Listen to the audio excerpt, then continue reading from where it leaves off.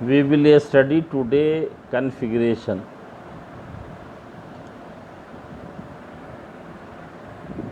Especially absolute configuration. Before we start absolute configuration, we must know configuration. देखिए, absolute configuration समझने से पहले हमें कॉन्फ़िगरेशन समझना बहुत आवश्यक है। ये configuration means arrangement of atoms और groups around disymmetric or rigid part of molecule or simply around asymmetric or chiral carbon atom. These can be explained by taking example of lactic acid as, देखिए ये D lactic acid है, पहला जो structure है, और दूसरा structure है L lactic acid. ये डी लैक्टिक एसिड और एल लैक्टिक एसिड, डी और एल ये रिलेटिव कॉन्फ़िगरेशन है। इसे हम लोग पहले डिस्कस कर चुके हैं। देखिए, इसमें बीच वाला जो कार्बन है वो कायरल कार्बन है या एसाइमेट्रिक कार्बन है, इसलिए कि इसमें 4 अलग अलग ग्रुप्स जुड़े हुए हैं, COOH, OHCH3 एंड हाइड्रोजन, और इसलिए 4 अलग अलग ग्रुप्स हैं। तो ये जो सेंट्रल कार्बन एटम है ये एसाइमेट्रिक कार्बन एटम या कायरल कार्बन एटम कहलाता है। अब मेनली हम लोग यहाँ जो चर्चा करेंगे वो एब्सोल्यूट कॉन्फ़िगरेशन के बारे में करेंगे। और यहाँ पर जो ये स्ट्रक्चर दिया हुआ है ये रिलेटिव कॉन्फ़िगरेशन के हिसाब से है, और इसे ये फिशर प्रोजेक्शन फार्मूला के बेसिस पर ये दिखाया गया। तो देखिए, ये Fisher projection formula of lactic acid, the structure 1 and 2 represent molecules of identical structure but different configuration. In this situation, one requires a new concept, a configuration to distinguish two lactic acid. Already a distinct term, rotation. It is known that rotation is experimental property which is measured by polarimeter, whereas configuration is theoretical concept related to molecular structure. तो और ये देखिए, the molecular structure is represented in 3 dimensional wedge, RS configuration nomenclature, और 2 dimensional wedge which is Fisher projection formula, DL configuration. It can be stated that configuration is less realistic than the rotation due to the fact that on the basis of rotation optical activity और chirality, देखते हैं कि ये जो optical activity है या chirality है ये मॉलिक्यूल्स के एक्सपेरिमेंटल बेसिस पर ये डिस्क्राइब किया गया है। ये जो मॉलिक्यूल्स को जो प्लेन पोलराइज लाइट है वो किस ओर घुमाएगा, राइट या लेफ्ट साइड, इस बेसिस पर हम लोग ये एब्सोल्यूट कॉन्फ़िगरेशन डिस्कस करते हैं। तो डिफरेंट टाइप्स ऑफ कॉन्फ़िगरेशन ये जो असाइन किया गया है वो RS कॉन्फ़िगरेशन नॉमेनक्लेचर है, दूसरा है ये DL कॉन्फ़िगरेशन नॉमेनक्लेचर है, और तीसरा है EZ कॉन्फ़िगरेशन नॉमेनक्लेचर है। तो ये देखते हैं कि ये जो कॉन्फ़िगरेशन है ये हम लोग के ये कॉन्फ़िगरेशन का जो मीनिंग हुआ कि जो सेंट्रल कार्बन एटम है उससे चारों तरफ जो ग्रुप्स उससे जो जुड़े हुए हैं वो किस तरह से ये जुड़े हुए हैं, और इसमें स्पेस में इसका अरेंजमेंट किस तरह से है। तो ये जो RS कॉन्फ़िगरेशन है ये काफ़ी इम्पॉर्टेंट एस्पेक्ट है किसी मॉलिक्यूल्स के जो इस में जो ग्रुप्स प्रेजेंट है उसके स्पेशियल अरेंजमेंट को डिस्क्राइब करने के लिए। तो देखिए हम लोग आज यहाँ जो डिस्कस करने जा रहे हैं वो RS कॉन्फ़िगरेशन है या एब्सोल्यूट कॉन्फ़िगरेशन है। तो देखिए इन RS configuration configurational nomenclature R stands for rectus in Latin word meaning right।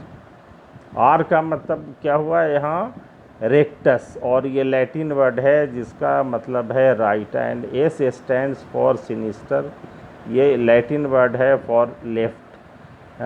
This type of configurational nomenclature is performed on the basis of sequence rule in which the groups or atom assign priority on the basis of decreasing atomic number, that is a group or atom having higher atomic number and directly attached to asymmetric or chiral carbon atom and so on, which can be explained as।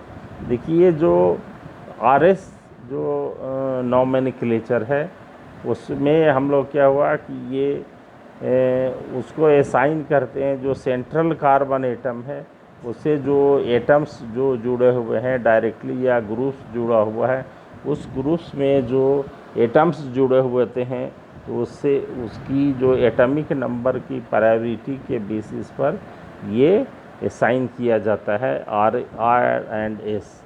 तो देखिए इसमें क्या है कि देखिए ये जो structure है ये 3rd and 4th यहाँ पर है। देखिए ये 1 2 3 एंड 4। 4 क्या है कि ये लोएस्ट प्रायोरिटी है, इसको जो है ये बिलो द प्लेन रखा जाता है, ये अबव द प्लेन होता है। और उसके बाद फिर देखते हैं कि ये जो सबसे जो सेंट्रल कार्बन एटम है उससे जो ग्रुप्स जुड़ा हुआ है उसकी जो एटॉमिक नंबर है वो सबसे हाईएस्ट होगा, तो यहाँ इसको फर्स्ट दिया जाता है। उसी तरह से जो ये सेकंड है फिर ये थर्ड है, तो ये क्या है कि ये रोटेशन क्या है, ये क्लॉकवाइज डायरेक्शन है, यह रेक्टस है, इसलिए ये क्या है कि यहाँ पर ये जो R कॉन्फ़िगरेशन दिया जाएगा। उसी तरह से देखते हैं कि जो दूसरा स्ट्रक्चर है इसमें ये 2 इस तरफ आ गया है, तो यहाँ देखिए अब ये एंटी क्लॉकवाइज इसका हो रहा है, तो यहाँ पर ये S कॉन्फ़िगरेशन ये इसमें असाइन किया जाएगा। तो यहाँ पर जैसे आप पहले दिया गया है कि ये यहाँ एक सीक्वेंस रूल होता है RS नोमेनक्लेचर असाइन करने के लिए, और इसमें जो ग्रुप्स या एटम्स जो जुड़े होते हैं वो उनके एटॉमिक नंबर के प्रायोरिटी के बेसिस पर ये सीक्वेंस दिया जाता है। और इसमें देखते हैं कि जो सेंट्रल जो कार्बन एटम जो एसाइमेट्रिक कार्बन एटम है उसे जो ग्रुप्स जुड़े हुए हैं, जो सीधे जो एटम्स जुड़ा हुआ है उसके एटॉमिक नंबर के प्रायोरिटी के बेसिस पर ये सीक्वेंस रूल असाइन किया गया। अब देखिए यहाँ पर देखिए इन structure 3rd and 4 the groups और atom 4 has lowest priority, therefore it is viewed from a remote side than the groups or atoms in 1 2 3 in structure 3rd has clockwise or right hand turn, therefore it is assigned R configuration। On a similar basis in figure 4 it has got S configuration। one specific example can be taken RS nomenclature। देखिए ये lactic acid यहाँ पर है ये, और इसमें क्या है कि देखिए ये 4 अलग अलग यहाँ पर देखिए ग्रुप्स लगे हुए हैं। एक तो OH ग्रुप है और दूसरा COOH है, तीसरा CH3 है और चौथा क्या है कि हाइड्रोजन है। अब देखते हैं कि ये कार्बन जो सेंट्रल कार्बन एटम है इससे पहला जो ग्रुप है वो OH लगा हुआ है, दूसरा है COOH है, तीसरा CH3 है, और जो फोर्थ है वो हाइड्रोजन। अब देखिए OH में ये सभी जो फंक्शनल ग्रुप है OH, COOH और CH3, इसमें क्या है कि जो ऑक्सीजन है उसका एटॉमिक नंबर सबसे हाईएस्ट है। और देखिए यहाँ पर क्या है कि OH है, ये ऑक्सीजन इससे सीधे जुड़ा हुआ है और इसका एटॉमिक नंबर कार्बन से ज़्यादा है, इसके ये हाईएस्ट प्रायोरिटी होगी। और ये क्या है कि ये प्रायोरिटी नंबर 1 होगा। जो सेकंड है कार्बन जुड़ा हुआ है, थर्ड में भी कार्बन है लेकिन उसके बाद का हाइड्रोजन है, और सेकंड में जो कार्बोक्सिलिक ग्रुप है उसमें ऑक्सीजन है, इसलिए उसको प्रायोरिटी नंबर 2 दिया जाएगा। और CH3 ग्रुप है, ये देखते हैं कि ये थर्ड होगा, और ये चौथा हाइड्रोजन लोएस्ट प्रायोरिटी है। तो ये देखते हैं कि ऑक्सीजन OH ग्रुप है, फिर COOH है, तो ये एंटी क्लॉकवाइज ये मूव करेगा, इसलिए इसको S कॉन्फ़िगरेशन असाइन किया गया है। उसी तरह देखिए दूसरा जो नोमेनक्लेचर है R कॉन्फ़िगरेशन है, ये OH ग्रुप है, ये सबसे देखिए ये टॉप पर है। अभी हम लोग डिस्कस किया कि ऑक्सीजन का एटॉमिक नंबर ज़्यादा है, तो ये प्रायोरिटी नंबर यहाँ 1 होगा। ये ग्रुप छोटा या बड़ा है उस पर डिपेंड नहीं करेगा, जो उस फंक्शनल ग्रुप में जो एटम होगा वो सीधे एसाइमेट्रिक कार्बन एटम से किस तरह से जुड़ा हुआ है, तो उस बेसिस पर यहाँ पर ये असाइन किया जाएगा। और देखिए उसके बाद दूसरा COOH है, तीसरा CH3 है, और ये सीक्वेंस जो है यहाँ पर ये OH, COOH फिर CH3 है, तो ये क्लॉक वाइज घूमेगा, ये रेक्टस कहलाएगा, ये R कॉन्फ़िगरेशन कहलाएगा। उसी तरह से जहाँ एक से ज़्यादा कायरल कार्बन एटम है, देखिए ये टार्टरिक एसिड है, ये 4 स्ट्रक्चर हैं। ये एक में क्या है कि ये OH अपोजिट साइड में, दूसरे में भी क्या है कि ये इसका ये कॉन्फ़िगरेशन अलग हो गया, OH यहाँ राइट साइड में पहला, और ये फिर दूसरा लेफ़्ट साइड में है।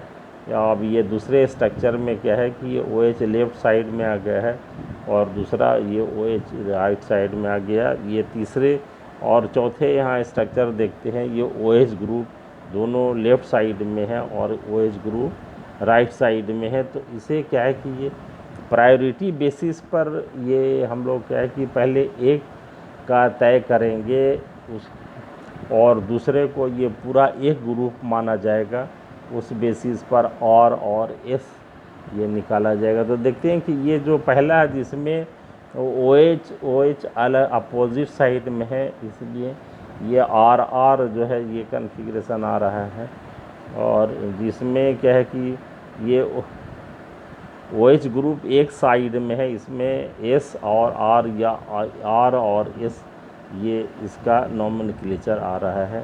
तो ये इस तरह से देखते हैं कि ये इसका जो कोई भी कंपाउंड है जिसमें कायरल कार्बन एटम है उसका RS नोमेनक्लेचर हम लोग इस तरह से निकाल सकते हैं। अब देखिए sequence rule for assigning RS configuration nomenclature given है। द एटम्स जो पहला रूल्स है, देखते हैं कि द एटम और ग्रुप्स अटैच टू एसाइमेट्रिक और कायरल कार्बन एटम और arranged in decreasing atomic number. अब देखिए जो जिस कायरल कार्बन एटम से अलग अलग जो ग्रुप्स या एटम्स जुड़े हुए हैं, तो उसमें क्या हुआ कि हम लोग उसको प्रायोरिटी देंगे डिक्रीजिंग एटॉमिक नंबर के बेसिस पे। दूसरा क्या है, इफ़ डिफरेंट ग्रुप्स और atoms are attached to chiral carbon atom then different priority is given on the basis of atom or groups directly attached to chiral carbon or asymmetric carbon atom having higher atomic number and has process of decreasing process of deciding priority। तो देखते हैं इस तरह से, ये देखिए यहाँ पर ये ग्लिसरॉल्डिहाइड यहाँ पर लिया गया है, और यहाँ ये देखिए ये जो प्रायोरिटी है यहाँ पर ये लिया गया है, ये देखिए। तो ये यहाँ ये आप देखिए, ये कार्बन कायरल कार्बन एटम यहाँ पर है, जिससे जो OH ग्रुप जो रेड से दिखाया गया है। फिर कार्बोक्सिलिक ग्रुप है, फिर CH2 और OH ग्रुप है। तो यहाँ देखते हैं कि ये जो OH ग्रुप जो रेड से है, इसमें ऑक्सीजन सीधे जुड़ा हुआ है यहाँ पर। तो इसका ये प्रायोरिटी नंबर क्या होगा, ये 1 होगा, क्योंकि इसमें देखते हैं कि ये जो है वो सीधे ऑक्सीजन जुड़ा हुआ है, जिसका हाईएस्ट एटॉमिक नंबर है यहाँ पर। और उसी तरह से देखते हैं कि ये जो COOH ग्रुप है, तो इसमें क्या है कि आप देखते हैं कि ये आगे अगर सेम एटम एसाइमेट्रिक कार्बन एटम के बाद जुड़ा हुआ, जैसे कार्बोक्सिलिक ग्रुप में CH2H में कार्बन है, तो इसमें क्या है कि ये फिर बराबर फिर नेक्स्ट चलते हैं। तो देखिए नेक्स्ट में क्या है कि यहाँ कार्बोक्सिलिक ग्रुप में ऑक्सीजन है, और इसको इक्विलिब्रेट करने के लिए जो सैचुरेटेड ये अनसैचुरेटेड सिस्टम है, C डबल बॉन्ड हो, उसको सैचुरेटेड बनाते हैं। तो ये 2 ऑक्सीजन आ जाते हैं यहाँ पर, इसलिए प्रायोरिटी यहाँ पर ये क्या होगा, ये 2 नंबर का होगा। और CH2 ग्रुप का यहाँ प्रायोरिटी ये तीसरे नंबर पर आ जाएगा। तो इस तरह देखते हैं कि ये इसको हम लोग अगर ये रोटेट करेंगे तो OH COOH फिर CH2OH, ये तो ये R ग्लिसरल्डिहाइड इस तरह से ये कहलाएगा जो है। तो ये देखते हैं कि ये, और ये दूसरे केस ये जैसे टार्ट्रिक एसिड का यहाँ एक ये साइलेंट रखा गया है, तो इसमें डिसाइड करते हैं, तो इसका S कन्फिग्रेशन आता है। तो इस तरह से देखते हैं कि ये RS जो है वो on the basis of groups attach to chiral carbon atom, उसमें प्रायोरिटी डिसाइड करते हैं कि हाईएस्ट जो एटॉमिक नंबर वाला जो ग्रुप्स है, जो एटम्स है, वो सीधे जुड़ा हुआ है, तो उसकी प्रायोरिटी जो है वो हाईएस्ट होगी। उसके बाद डिक्रीजिंग एटॉमिक नंबर के बेसिस पर प्रायोरिटी आप देखो, कोई जैसे अनसैचुरेटेड सिस्टम है, तो उसको हम लोग क्या हुआ कि ये सैचुरेटेड सिस्टम में ये बदलते हैं। जैसे देखिए यहाँ क्या है कि ये CH डबल बॉन्ड CH2 है, इसको सैचुरेट करना है, तो ये एक कार्बन यहाँ और एक कार्बन यहाँ पर लगा देते हैं। उसी तरह से देखिए ये C डबल बॉन्ड O है, तो ये ऑक्सीजन यहाँ ये लगा दिया गया है यहाँ ये, और कार्बन है। उसी तरह से दूसरे भी जो सिस्टम है उसको इस तरह से इक्विलिब्रेट किया जाता है। तो ये प्रायोरिटी बेसिस है इसका। और देखिए अगर क्या है कि ये चौथा जो रूल्स है, in case of isotope of higher mass number precedes that the lower mass number, अगर वो प्रायोरिटी है, जैसे वो हाइड्रोजन है और ड्यूटेरियम है, तो दोनों का क्या है कि ये एटॉमिक नंबर एक ही होगा, लेकिन ड्यूटेरियम का मास ज़्यादा होगा, तो इसलिए ड्यूटेरियम की प्रायोरिटी ज़्यादा होगी जो है वो। इसलिए सबसे इसमें लोएस्ट जो प्रायोरिटी देखते हैं यहाँ पर ये हाइड्रोजन की है। अब देखिए क्या है कि ये यहाँ पर क्या है कि ये जो प्रायोरिटी अलग अलग ग्रुप का यहाँ पर दे रखा है। जैसे आयोडीन, ये सबसे इसका हाईएस्ट एटॉमिक जो ऑर्गेनिक कंपाउंड्स हैं, जो इसमें एलिमेंट्स जनरली कार्बन के अलावा क्या है कि ये हाइड्रोजन है, ऑक्सीजन है, नाइट्रोजन है, हेलोजन्स हैं, तो और फ्लोरीन है, फास्फोरस है। तो इसमें सबसे ज़्यादा जो एटॉमिक नंबर है वो क्या है कि आयोडीन का होता है। ये आयोडीन के बाद ब्रोमीन, क्लोरीन और SO2R, इस तरह से ये देखते हैं कि ये प्रायोरिटी जैसे ये किस तरह से ये डिसाइड किया गया है। ये यहाँ पर देखिए ये, तो इसे क्या है कि किसी भी जो कंपाउंड्स हैं जिसमें कायरल कार्बन एटम हो, तो उसका RS नॉमेनक्लेचर डिसाइड करने के लिए कि हम लोग ये पहले प्रायोरिटी डिसाइड करते हैं। उसके बाद देखते हैं कि भाई ये क्लॉकवाइज में इसकी प्रायोरिटी है डिक्रीजिंग ऑर्डर में, या एंटी क्लॉकवाइज डायरेक्शन है उसे, अगर क्लॉकवाइज में है डिक्रीजिंग ऑर्डर में तो R होगा, और एंटी क्लॉकवाइज में है तो S होगा। देखिए हायर क्लास में वो वैसे कंपाउंड की भी ये जो है वो RS नॉमेनक्लेचर हम लोग डिसाइड करते हैं, जिसमें इस तरह का जो ये कायरल कार्बन एटम न हो। तो वो पॉइंट ऑफ डिस्कशन हमारा यहाँ मेन जो एब्सोल्यूट कॉन्फ़िगरेशन ये वैसे कंपाउंड्स में जिसमें कायरल कार्बन एटम है, उसमें हम लोग ये डिस्कस कर रहे हैं। Thank you very much.